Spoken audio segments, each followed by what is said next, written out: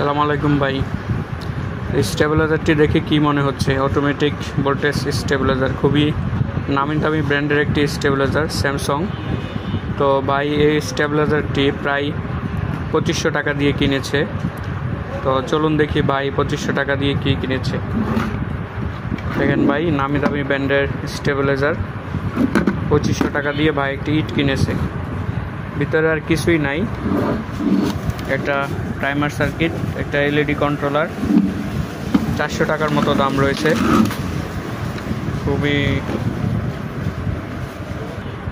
খুবই নিম্নমানের একটি সার্কিট। তো ভাই এই স্টেবিলাইজারটি প্রায় 2500 টাকা দিয়ে কিনেছে।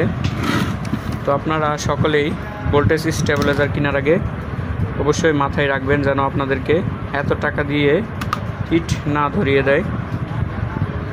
তো আসলে বর্তমানে ভোল্টেজ